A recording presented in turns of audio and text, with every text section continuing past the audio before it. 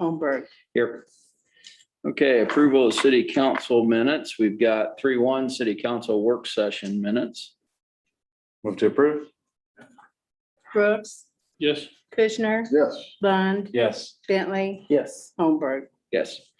3-2 city council minutes, August 9th, of the actual city council meeting. Move to approve. Brooks, Yes. Kushner, Yes. Lund, Yes. Bentley, Yes. Holmberg. Yes. All right, look, item number 4, adoption of the agenda. Move to adopt. Brooks, Yes. Kushner, Yes. Lund, Yes. Bentley, Yes. Holmberg. Yes. Okay, presentation, item 5-1, presentation of City of Warrensburg budget cover photo contest winners. Good evening, Mayor and Council. This year we had a budget cover contest like we have done in the past. There were 3 selections of pictures, and the first place winner goes to Miss Jamie DeBecker for the rainstorm in the county courthouse. The second place goes to Cheryl Middleton for the bobber out to Lions Lake. And third place goes to Andy Spinelli for the Lions Lake fountain. So those participants will be awarded just a small token as our appreciation, and those pictures will be included in the budget book with the rainstorm on at the county courthouse as our cover feature for this year. So we had several photos that we had to choose from, but only those 3 actual participants. So they each got a piece of that for this year. And so I sent information to each one of them. And actually, Miss Spinelli has relocated. So because I offered everybody a chance to participate again next year, and she has moved out of state. So I just wish her some good luck in her new endeavors. So Now- those are some pretty cool pictures. They are. I happened to be in the Main Street office this morning when Jamie found out that she won. She was looking online apparently, and she's normally fairly reserved, but I saw excitement and raised her. And I was like, what just went on over there? So anyway, hopefully she's watching tonight. But that's kind of cool. It's neat what we do there. Yes, I did invite them to participate via Zoom. I wasn't sure if any of them had an opportunity to do that for this evening or not. So, Yeah, it's nice that we do that as a council, I think, for the citizens. yeah, we're going to try to continue to promote it, just to get some extra interaction to our citizens. Okay, item number 5-2, another, I'm sorry, are you? Nope. you're Okay. Fine. I tend to move on. I apologize, folks. 5-2, something kind of exciting. We have Bruce and Tim, and going to come present on Bruce Hacksaw read recognition. So come on forward if you would. Terry, I apologize. Mayor and City Council. First off, my name is Bruce Euler. I'm here representing the Johnson County Historical Society. So the first thing, I'd like to thank the city of Warrensburg. We had the governor visit less than 2 weeks ago, and appreciate the water, the cookies, the fire department volunteers, the police department's help, Johnson County Sheriff's Department. It looks great. City Works came up there, cleaned it all up, the streets painted. It looks brand new. So anyway, I want to get that out. Thank you again very much for all your help. My name's Terry Neal. I'm part of the Bruce Reed Foundation. There's Bruce Euler, myself, Tim Reed, Mike Bodenhammer, and Richard Snackenberg. We're all on part of the group that's getting this thing together. What we're trying to do is we want to get some sort of a, I guess you could say, a monument to Bruce. And it's all going to be 100% funded through donations. The city's not going to cost the city anything. The only thing we're asking from the city is the location. We'd like to put it in the monument in Blind Boone Park. And the reason why Blind Boone Park is because the Reed family back in the 60s and 70s used to graze their horses where Blind Boone Park exists today. And so they have quite a tie to that particular area. And I just want to give you a little bit of background about Bruce. I went to high school with Bruce, played football with Bruce.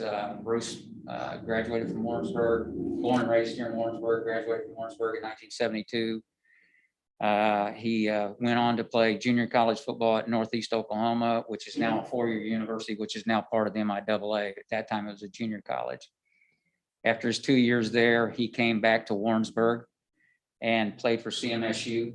And I still call it CMSU, even though I graduated from there and I retired from teaching at CMSU. I know you guys call it UCM. It's still CMSU to me. But Bruce was an All-American here at the university. In 1976, he was drafted by the Kansas City Chiefs as a linebacker. He had a very short-lived career in the NFL. In 1978, he went into professional wrestling. So from 1978 to 1992, Bruce was involved in professional wrestling. In 1980, he was a world tag team title holder. In 1983, he won his first individual world title in pro wrestling. He wrestled in the WWF from 1986 to 1992. Bruce participated in the first four WWF, what they call WrestleMania. He wrestled in it in 88 through 92. His biggest foe was Hulk Hogan. They had some mean battles between the two of them. Hulk hated wrestling against Bruce. And he let everybody know that. So Bruce retired from wrestling in 2002. So he spent 24 years in professional wrestling, which is quite a career. And in 2002, he returned back to his first love in life, which was rodeo. Bruce was a bulldogger on rodeo. He used to, the guys that jump off the horse and grab the cow by the horns and flip them over, tie the legs up. That was what Bruce did. And Bruce participated in that for 14 years. He passed away in January of this year from a heart attack. And so what we're trying to do is I ran off, and I'm sorry, I just now realized I ran off and left the artist rendition. We have a drawing that's done up, and I'll describe it the best I can, but it's basically going to be a granite pedestal, and we're going to have a bronze bust of Bruce mounted on that pedestal. And we're going to have him in his cowboy outfit because that was what he loved doing. And so he's going to have a cowboy hat on. It's just going to be a bust from the shoulders up. And on the pedestal, it's going to have bronze plaques on three sides of the pedestal. And it will tell about his beginning from here as a kid and child growing up here through high school and college and in his pro wrestling debut and all the years he did pro wrestling and then his rodeo. And so we're going to put that on three different sides of the actual granite pedestal. What we would like to do, if we can get approval from the council here, is, again, we'd like to put it in Blind Boone Park. And if you guys are familiar with Blind Boone Park, there's a little walking trail around in Blind Boone Park, and it makes a big circle around, and they have benches, and seated around that circle area. And we would like to be able to put it somewhere next to one of those benches, preferably on what would be the south side. So it's facing the street. So the south side of the circle as it goes around. So his back would be to the railroad tracks and looking out towards the street. Like I said, it's 100%.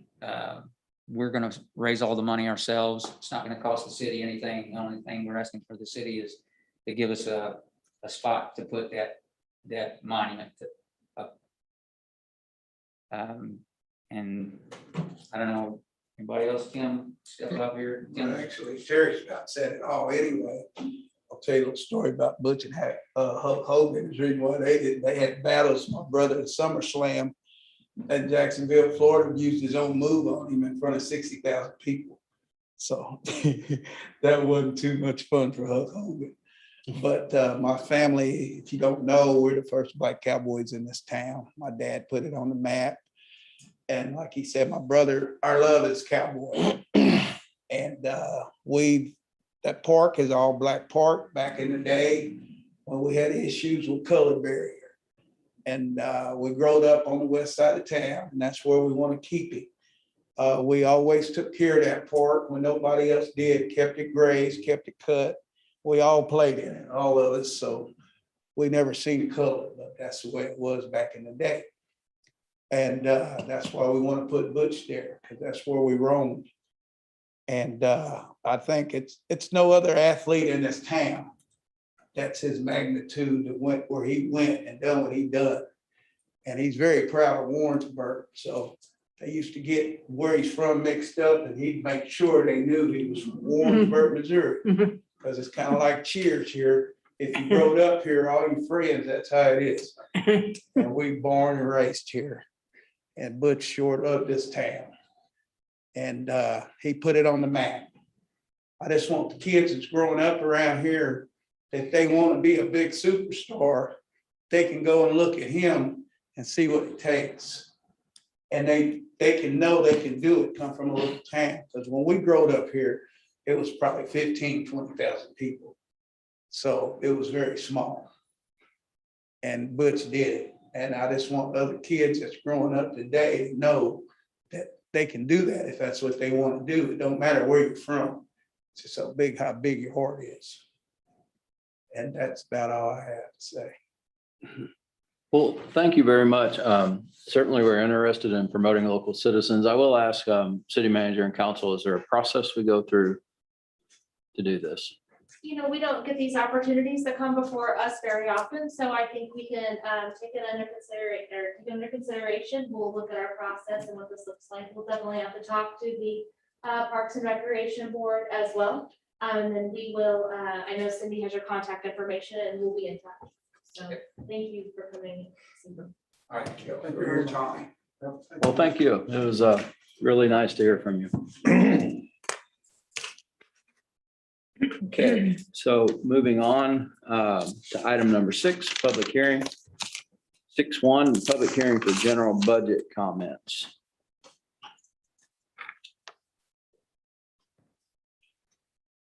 Are we going to have a PowerPoint presentation for the? Please.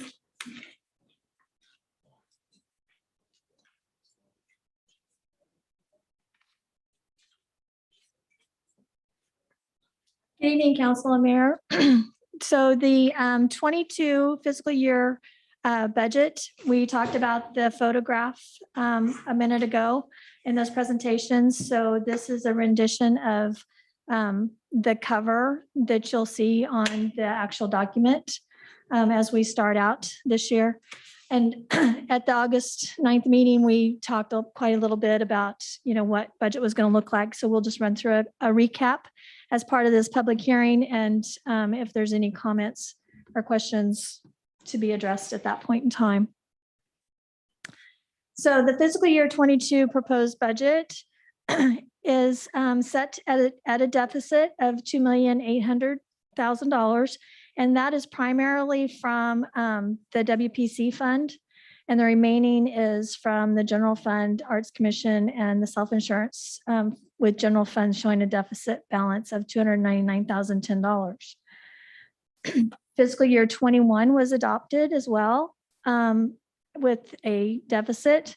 And right now, as amended, it shows a deficit of $858,000 as part of that. And again, it's primarily because of the depreciation and the principal balances in the WPC fund is the reason why it's reflected in that manner. As we go through this, and I apologize, I didn't realize this was not going to be as easy to read. The general fund revenues showed at $10,000,004 with expenses at $10,000,007 to show that deficit of nearly $300,000. The capital improvement transportation is generated at just under $1,000,000 at $922,300. Capital improvement half-cent sales tax has a revenue generation of $2,003,500 with spending of $1,958,000 projected at this point.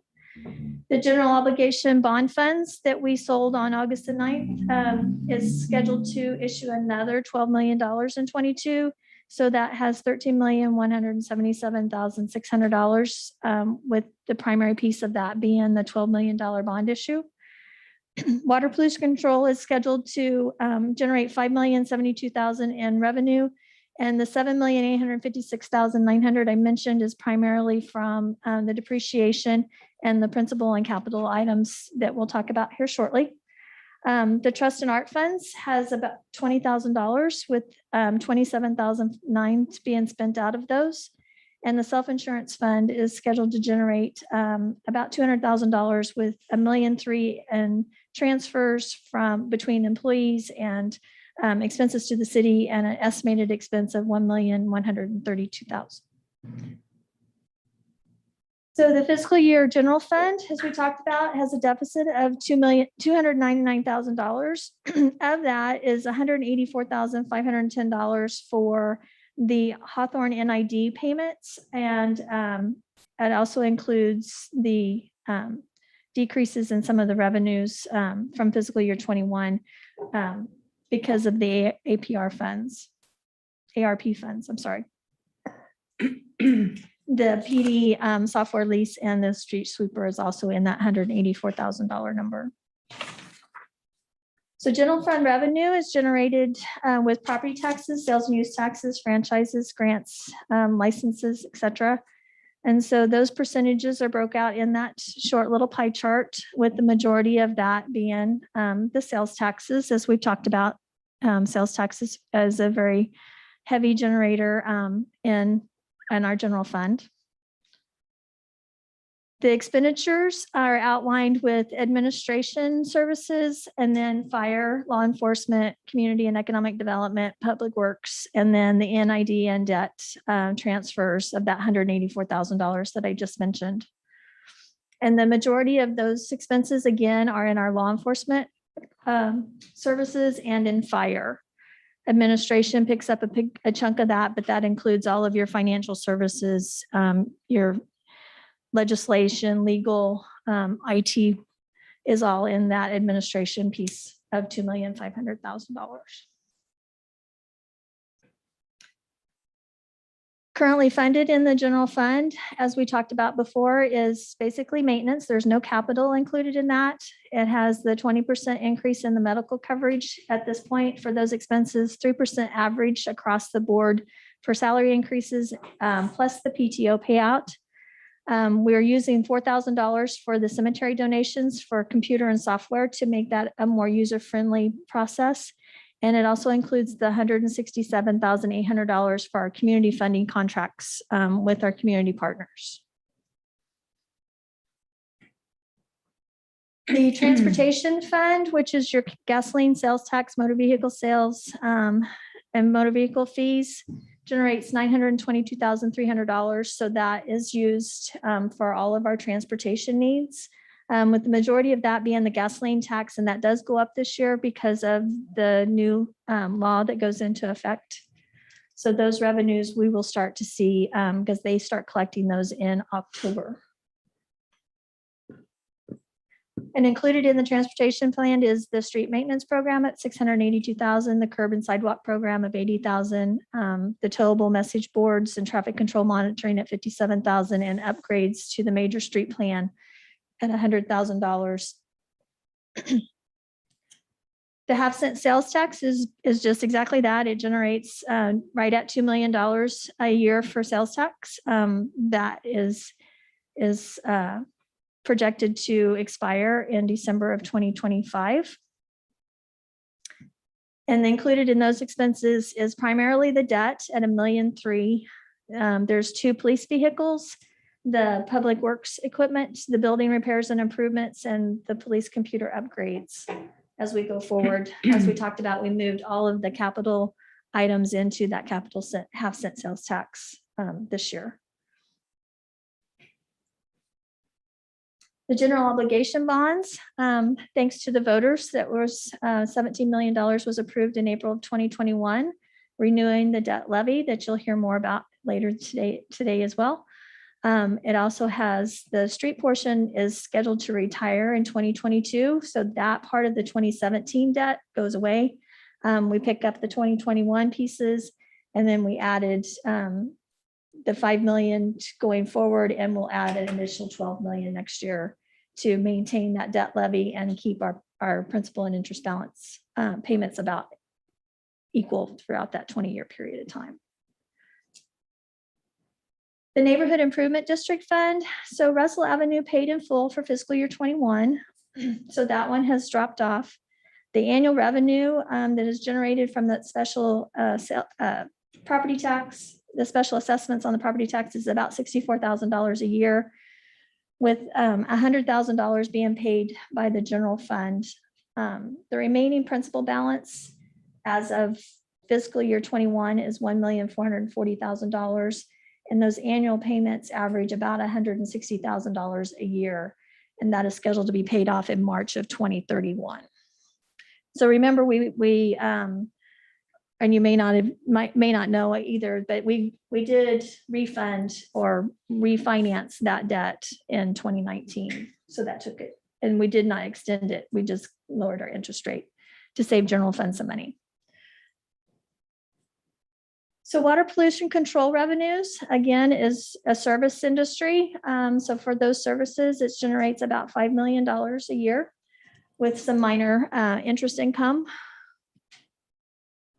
The expenses are broken out in operations for general, which includes the debt service payments and the depreciation expenses in that $4,100,000.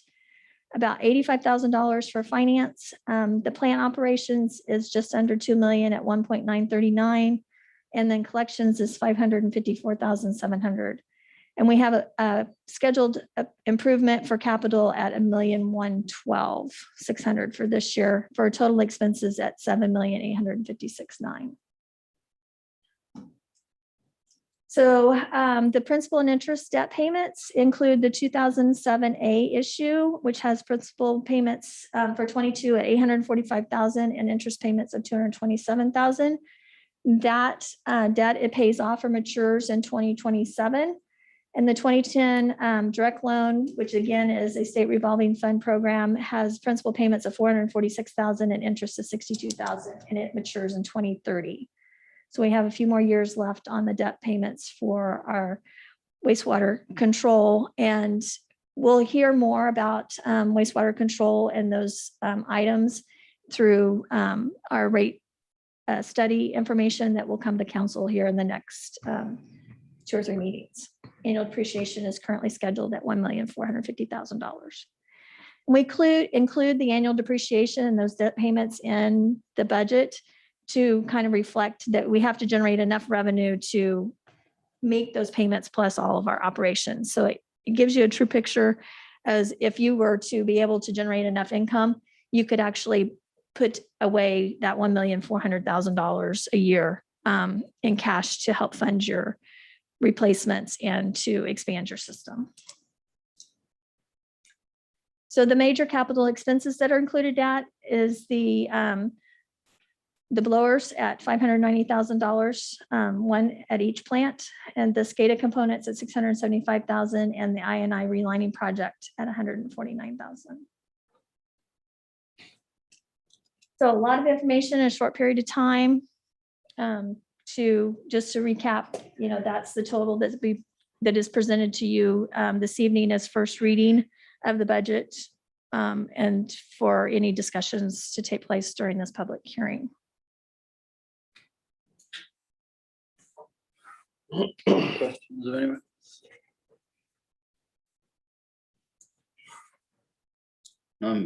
Have to get back to the agenda. I apologize. I went to the actual detail and it's not. Okay. So we have Item number 7, second reading of an ordinance amending Article 2 of Chapter 28 regarding group homes presented by Doug Harris. My fault. I'm sorry. Thank you. I got flustered, I guess, and ran ahead. So 6.2, and that was actually a document I was pulling up, so that's crazy. Public hearing at which time, 2021 proposed tax levy public hearing. Okay. This is on YouTube, right? So we've all got it. Go ahead, Marcel. Good evening, Mayor and Council. So this evening, as we just talked about the budget, the tax levies are generated to fund a portion of our general operations. It also does our Parks Division and the debt service levy for the GO bonds that were renewed basically for us to allow us to do more infrastructure work with that $17 million. So included in your packet is the performance and the actual reduction in the general fund levy to nearly 35.5 cents. It's 0.3549, goes down because the reassessments went up and also new construction. And the state of Missouri likes for you to keep your revenues pretty well neutral so that you only realize your new construction revenues and any consumer price index increases, which was 1.4% this year. You'll see the same thing in the Parks Division. That levy also went down to 1928 from 1960. And again, the same reason. And so the debt service levy projects out to be higher. However, we generate enough revenue to leave it at 0.59 cents. And that is also what we had shared with the voters, that it would maintain that. And so at our current level, it will generate enough revenue to make those debt service payments at the 59 cents. So that is what's recommended and proposed for setting that levy as we do those ordinances later this evening. Questions? Thank you. Okay, now we're back caught up to 7, second reading of an ordinance amending Article 2 of Chapter 28 regarding group homes. Doug, this time it is you. We had talked about this at the last meeting. This is just an update to those provisions to more closely match what our processes have become over the last years. If you have to answer any questions. Move to approve. This is for adoption or rejection. Brooks, Yes. Kushner, Yes. Lund, Yes. Bentley, Yes. Holmberg. Yes. Okay, item 7.2.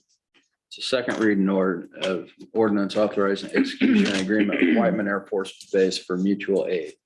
An ordinance authorizing the execution of agreement between the city of Warrensburg and Secretary of the Air Force for mutual aid services presented by Doyle Oxley. It looks like we have a battalion chiefs. Come on up. Ken Jennings. Tax Chief Ken Jennings, still in for Chief. So the mutual aid agreement we renew every couple of years with Whiteman, similar to other mutual aid agreements with other departments relatively close to them. Happy to answer any questions if you have. Move to approve. This is for adoption or rejection.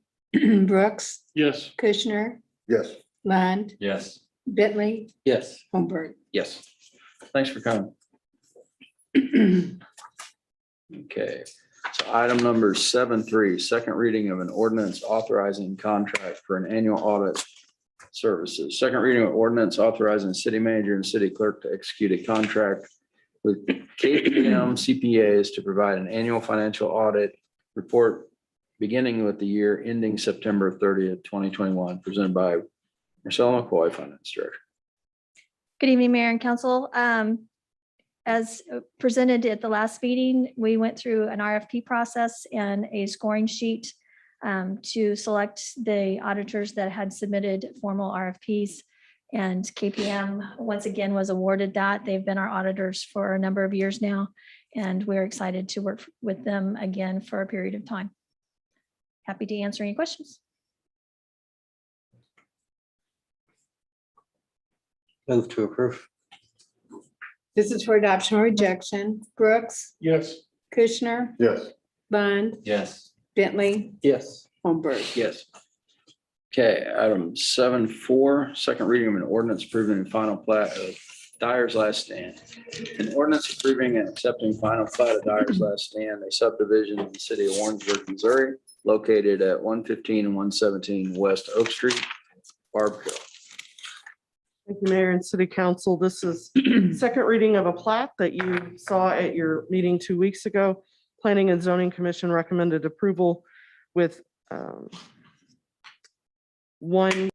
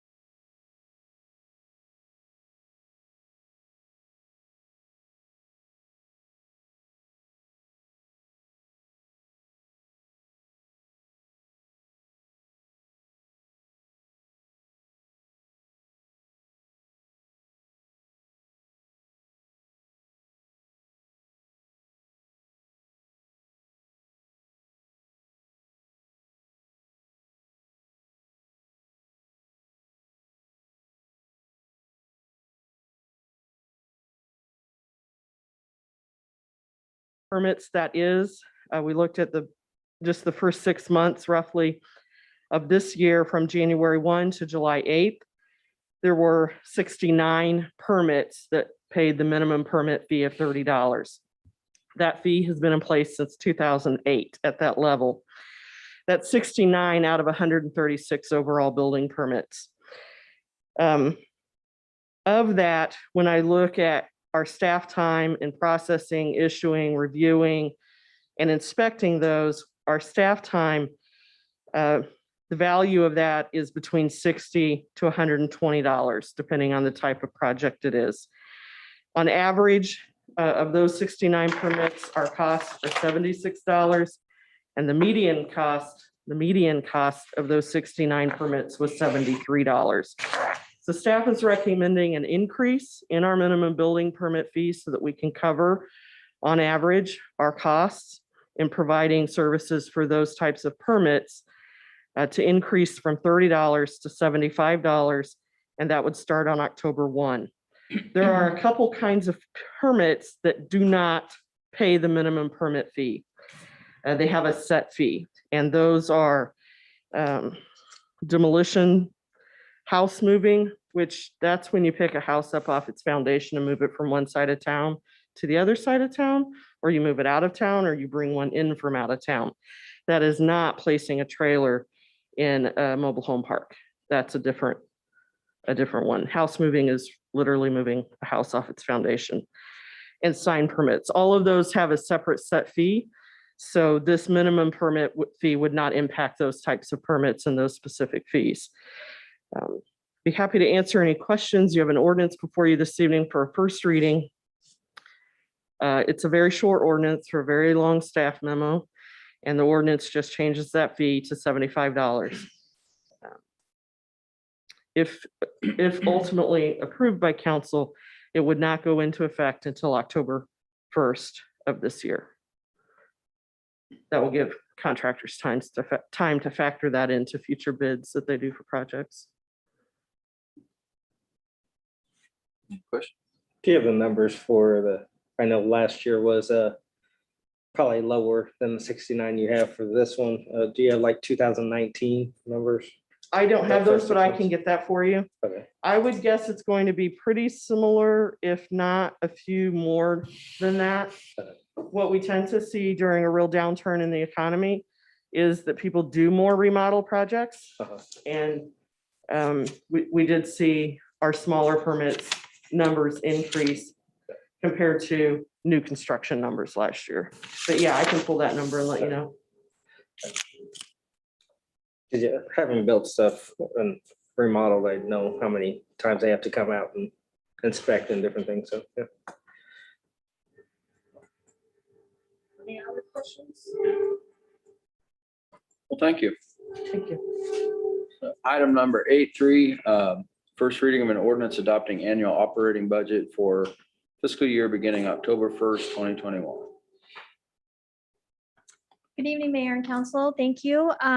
During the public hearing was presented the total costs and revenues for the fiscal year 22 operating budget for all funds to begin October 1 of 2021. So this is for consideration at first reading, and I'd be happy to answer any questions. Any questions? Okay, so down to item number 9, the first and second reading ordinance tonight. So 9.1, an ordinance amending code concerning court costs. An ordinance amending section 8.5 of the city code of ordinances concerning court costs for the city of Warrensburg, Missouri, presented by Mason Flores. Good evening, Mayor and Council. You're going to hear from me back to back tonight, so I hope you guys get comfortable. First, we have an ordinance amending the court cost ordinance for the city's code of ordinances. This is to reflect the Show Me Courts automation that Missouri has passed and has started rolling out. So this is purely a regulatory change. It's to keep up with Missouri court standards. It does a couple of different changes to the actual ordinance, but most of them involve a court automation fee that will affect some of the fees and the potential revenue for the municipal court in Lawrenceburg. If you have any questions, Doug Harris created this ordinance, so he's probably the better person to ask questions to, but one of us can do the best we can. But we're kindly requesting that this goes in first and second first and second reading tonight, so as to maintain our compliance with state statute.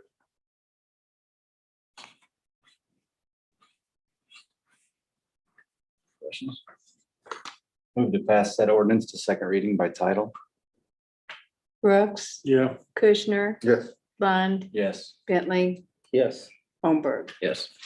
This is an ordinance amending section 8-56 of the Code of Ordinances concerning court costs for the city of Warrensburg, Missouri. This is for adoption or rejection. Brooks, Yes. Kushner, Yes. Lund, Yes. Bentley, Yes. Holmberg. Yes. Okay, moving on to item 9.2, an ordinance amending sections 3.3 and 3 through 33 and 337 of the Code of Ordinances concerning hours, operation, and sales of intoxicating liquor for consumption off premises for the city of Warrensburg, Missouri. Presented by Mason. Yes, so again, this is a change to the ordinance to reflect a change in state statute, so we can remain in compliance and then continue to enforce the laws adequately. So in this year's General Assembly, Missouri passed Senate Bill 126, which has two major changes that affect the city of Warrensburg. First is that it expands the Sunday sales of liquor from 6 a.m. to 1:30 a.m. the next day, where it was previously 9 a.m. to midnight. And the second change is regarding buy the drink license holders and filled containers for takeout. So again, this is something that's already been passed by the Missouri General Assembly, and the city just needs to amend our code to stay in compliance. Questions?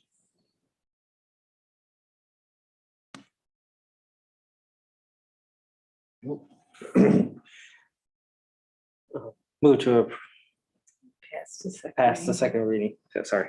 Had to think about it for a second. Brooks, Yes. Kushner, Yes. Lund, Yes. Bentley, Yes. Holmberg. Yes.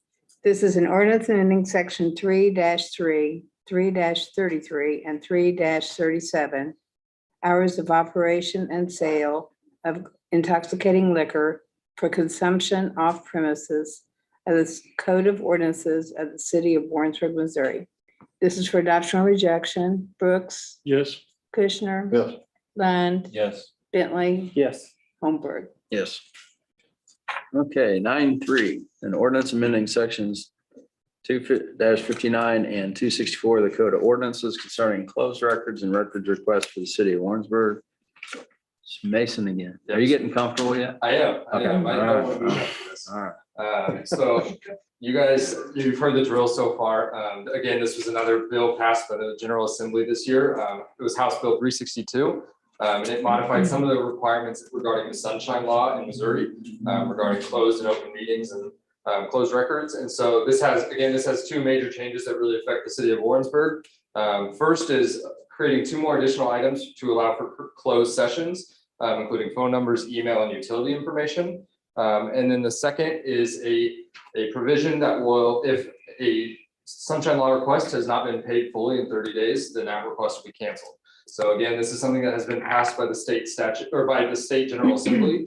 And so we just need to pass that to have our municipal code reflect those changes. Question? Move to pass that ordinance to second reading by title. Brooks, Yes. Kushner, Yes. Lund, Yes. Bentley, Yes. Holmberg. Yes. This is an ordinance amending sections 2-59 and 2-64 of the Code of Ordinances regarding closed records and records requests. This is for adoption or rejection. Brooks, Yes. Kushner, Yes. Lund, Yes. Bentley, Yes. Holmberg. Yes. Thank you. So item 9.4, moving on. An ordinance fixing the annual rate of levy for taxes by the city of Warrensburg, county of Johnson, Missouri for general revenue fund proposal for the year 2021 and levying said taxes. Marcel? Good evening, Mayor and Council. The general fund levy, as we discussed in the public hearing, is scheduled to be set at 0.3549 per $100 of assessed valuation.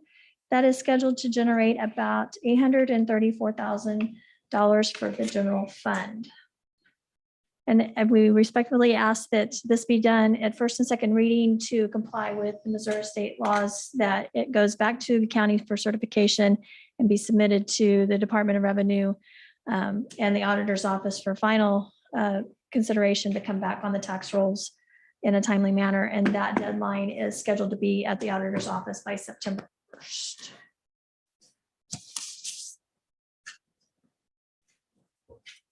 Question? Move to, it's first time I've done it. Move to pass that ordinance by second reading. By title. Very Close good. enough? Brooks, Yes. Kushner, Yeah. Lund, Yes. Bentley, Yes. Holmberg. Yes. This is an ordinance fixing the annual rate of levy for taxes by the city of Warrensburg, county of Johnson, Missouri, for general revenue fund purposes for the year 2021 and levying said taxes. This is for adoption or rejection. Brooks, Yes. Kushner, Yes. Lund, Yes. Bentley, Yes. Holmberg. Yes. Okay, on to 9.5, an ordinance fixing the annual rate of levy for taxes by the city of Warrensburg, county of Johnson, Missouri for park fund purposes for the year 2021 and levying said taxes. Thank you. The park calculation is scheduled at 0.1928 cents on $100 assessed valuation and is scheduled to generate approximately $453,000 for the fiscal year 22 as far as tax revenue. And again, because this has to be submitted to the auditor's office on September 1st, this is respectfully requested for first and second reading to comply to that requirement.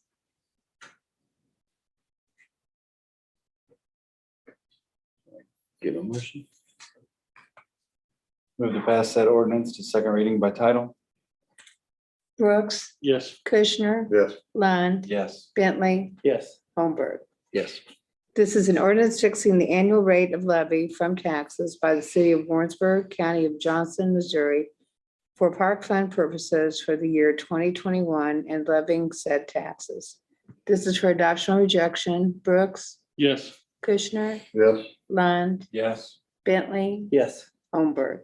Yes.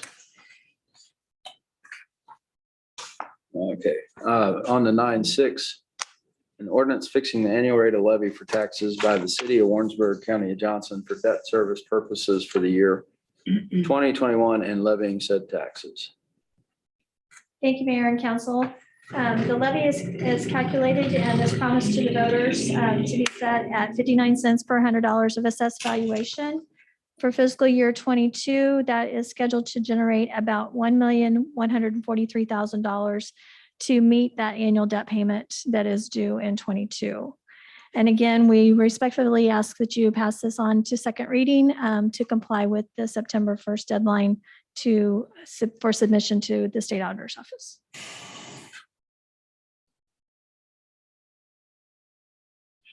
Move to pass said ordinance to second reading by title. Brooks, Yes. Kushner, Yes. Lund, Yes. Bentley, Yes. Holmberg. Yes. This is an ordinance fixing the annual rate of levy for taxes by the city of Warrensburg, county of Johnson, Missouri, for debt service purposes for the year 2021 and levying said taxes. This is for adoption or rejection. Brooks, Yes. Kushner, Yes. Lund, Yes. Bentley, Yes. Holmberg. Yes. Okay, item 10, other business.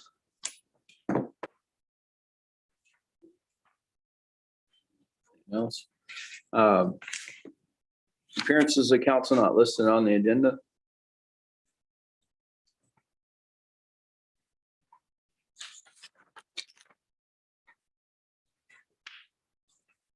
Right. We don't have any miscellaneous matters from the mayor and or city council.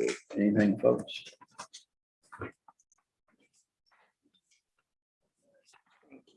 I have a couple things. Anybody got any?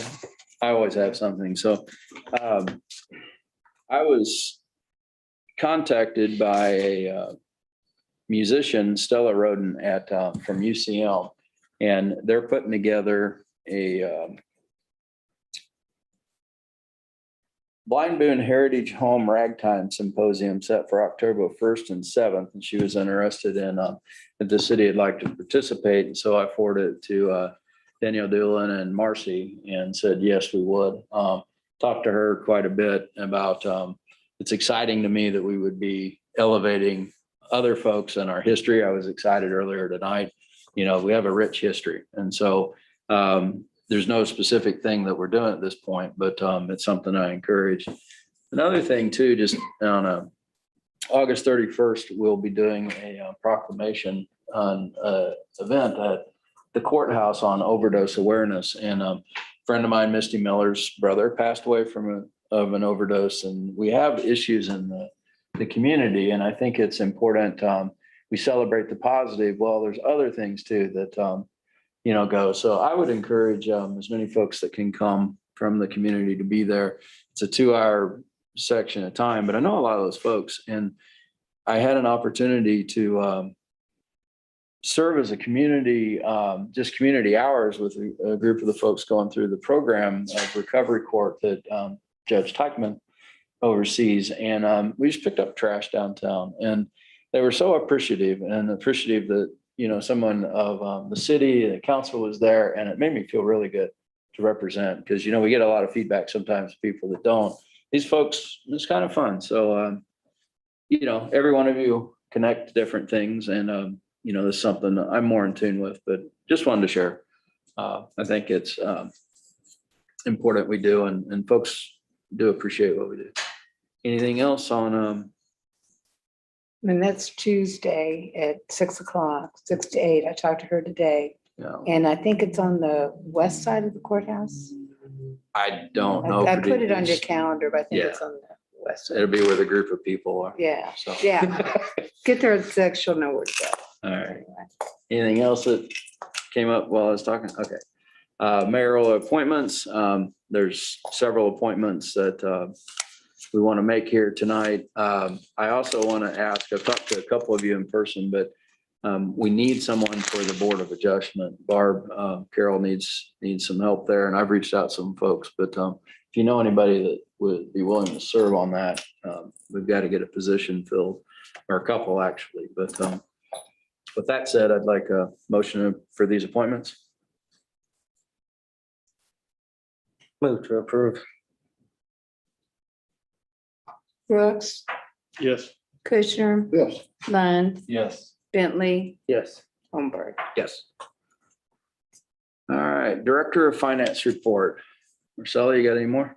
I don't, unless you have questions on that report, I will be happy to answer any of those questions. Okay. No questions. Danielle, City Manager report. Just a couple of things. I put this in my report, but I wanted to make sure to bring it up for all of you. But we did have the Leadership Missouri class of 2021. We were supposed to be in Joplin, but we moved it to Warrensburg due to the challenges that West Missouri is facing with coronavirus right now. Our community, when the call came in, our community jumped into action. Tracy Brantner, Suzanne Taylor, Marcy Bryant, of course, Councilmember Lund was very involved in that as well. I was so proud to be part of the Warrensburg community and how we rolled out the red carpet for those guests and visitors in our community. And they were all so very impressed with us, with the program that we put together. We had previously been in St. Louis and Kansas City, and several of them shared with me they thought that this was the best session we had yet. So I did want to pass that feedback along to all of you. They were very gracious and very thankful. And again, huge thanks goes out to all those community partners that we participated with. You have an invitation in front of you for Cindy Gables retirement reception on September 13th, 2021. This will be Cindy's very last city council meeting with us. However, her last day of the city will be September 17th. We will start at 3:30 p.m. with a program at 4. So I hope that you all will put that on your calendars and be able to join us. And then if we will also have a sanitary, at that council meeting, following that, we will actually have a presentation with sanitary sewer on our GIS in Risco. So I'm very excited. We've been talking about that for a while. But I'm excited to finally have the group that we've been working with come before you all and present. Currently our sewer map is on paper. It's on PDF on the website. And so we are very excited to put that in a GIS database and so that it is electronic. And then also to show you all the risk model and what we're hoping to be able to do with our stormwater as well as our streets in the next couple months or so. So big exciting meeting on September 13th. Did any of the other department directors have anything else they wanted to share with us this evening before I do the city clerk job description? Anything for Battalion Chief Jane?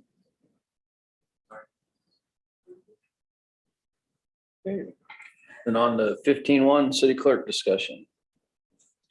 So we put together, with the city's retirement coming up in the next couple of weeks or so, we going to be losing a big contributor to our organization.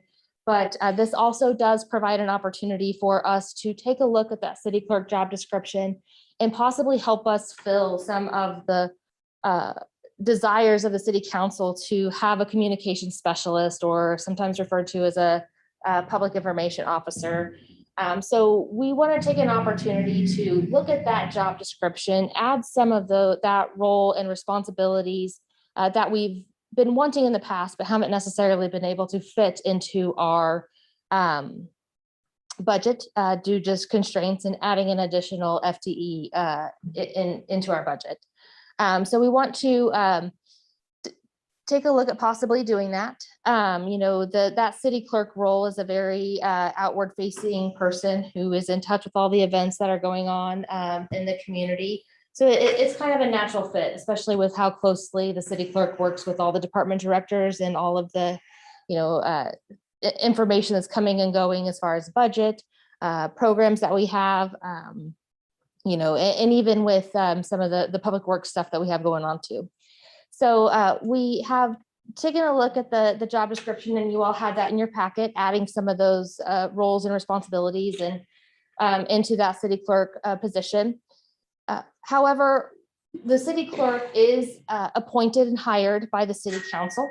So we would also recommend, because of the increased role and responsibility that it would have as far as participating with department directors, we want to take a look at having the city clerk's work be directly supervised by the city manager. Just being able to work on special projects, just that day-to-day interaction with departments and this additional responsibility, it may make staff feels like it makes more sense to have that position report to the city manager. We also have other projects that we're wanting to work on with, record retention and trying to move more to a more electronic process with some of our records that we have on base or on site as well. And so trying to take a look at that file room that you all saw and maybe see if we can find an electronic record retention way to take care of all of our records that we have. So just again, got some pretty big projects that we have coming up in that city clerk role. So it might make more sense to have the city manager direct the day-to-day activities of that position. This is common. There are lots of cities throughout the state that have gone this route. So we would not be the only city who had this arrangement. So are there any questions about the job description? Do we think that we have been able to kind of address some of that feedback of wanting to get that communication specialist into our organization, or any conversation about having the city clerk report to the city manager? I like all of it.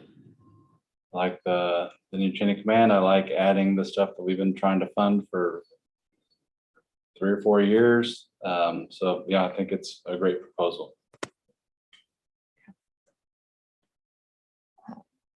One of the other things I wanted to draw your attention to would be the experience requirements that we have there. You know, as we're trying to find someone who has, right now it's was previously written to have, I think, 6 years of experience in a related position. I will share with you that, you know, Marcella McCoy has been a city clerk / finance director in Odessa, Missouri for 5 or 6 years. I myself supervised the city clerk role in Lenexa, Kansas for 5 years and did an interim stint for about 18 months. And so we really feel like we can help that person come on board and learn that city clerk role. And we might not necessarily need to have someone that has extensive experience as a city clerk right off the bat, just necessarily wanting to find someone who has the skills and can learn the job and is eager to learn the job, especially since we're kind of trying to find a combination of a communication specialist and a city clerk. Okay. I think in the current trends that I see hiring lots of folks, that I think lowering that minimum so you have a larger pool and then focusing more on culture and trainability rather than what they have on paper that is not as relevant to the future. I think that's a good move. All right, thank you for that feedback. So are you looking to drop that 4 to 5 years down even more, or? Well, so right now we have required is set at 2, preferred 4. Okay. So again, just kind of taking a look at what we find out there. Sorry,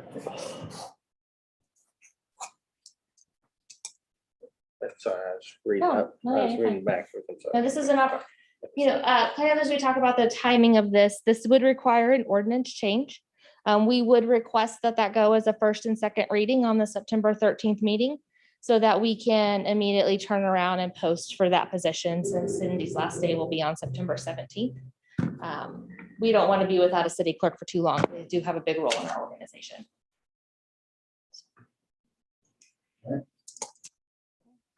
Sounds good with me.